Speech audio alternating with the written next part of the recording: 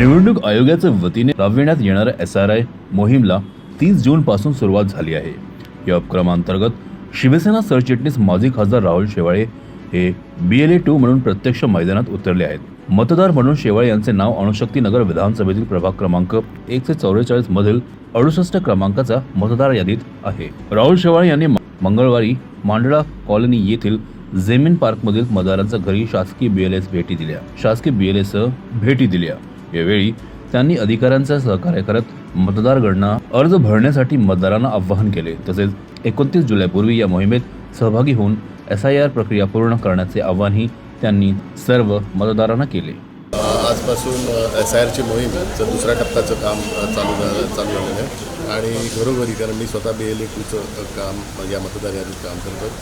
68 number मतदार यादी क्रमांक आहे, 144 वॉर्डच्या या ठिकाणी अणुशक्ती नगर विधानसभा, आणि जे निवडणूक अधिकारी आहेत त्यांच्यासोबत त्यांना सहकार्य करण्याकरता विशेष करून BLO, कारण ही संपूर्ण प्रक्रिया ही BLOच्या माध्यमातूनच होते। BLA-1 आणि BLA-2 हा एक राजकीय पक्षाचा प्रतिनिधी त्यांच्यासोबत मदती करता असतो, तर त्यांना आता आज या प्रोसेसमध्ये मी मदत करत आहे। 2 जे आहे ते किती दिवसाचं चालणार आहे? कारण काही पहिलं जे होतं त्याच्यामध्ये पण किती लोकांचं नाव आलं, किती लोकांचं नाव गेलं, पण काय सांगणार आहे? पहिलं मॅपिंग होतं आणि आत्ताचा ही प्रोसेस अत्यंत महत्त्वाची आहे।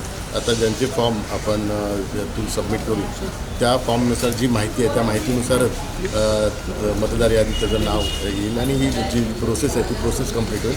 त्यामुळे हा टप्पा हा अत्यंत महत्त्वाचा आहे। या टप्प्यात जर कुठल्या नागरिकाने असहकार्य केलं आणि चुकून त्याचं नाव त्यातून वगळण्यात आलं तर त्याला पुढे नुकसान होऊ शकतं। तर मी आपल्या मार्फत सगळ्या नागरिकांना आवाहन करतो की निवडणूक आयोगाच्या ह्या SIR मोहिमेला आपण प्रतिसाद द्यावा।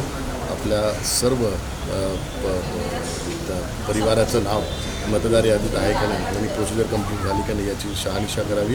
त्याचबरोबर आपल्या मित्रपरिवाराला पण आवाहन करावं की निवडणूक आयोगाच्या अधिकाऱ्यांना पूर्ण सहकार्य करावं। प्रत्येक घरी हे जाणार आहे का अधिकारी फॉर्मसाठी? निश्चित हे प्रत्येक घरी जाणार आहे, कारण हा डोर टू डोर फॉर्मचं प्रोसेस आहे। कारण मॅपिंग यापूर्वी झालेली आहे, मॅपिंग नंतरचा हा दुसरा टप्पा हा महत्त्वाचा टप्पा आहे आणि ह्या फॉर्मच्या प्रोसेसनंतरच जी काही ऑफिशियली SIRची यादी आहे ती यादी फायनल आहे। यासाठी स्थानिक जे नेते कार्यकर्ते आहेत आणि तुमचे जे शिवसैनिक पदाधिकारी ते सगळे चुनाव आयोग संगतीमधून कामं करतं, काय सांगणार आहे?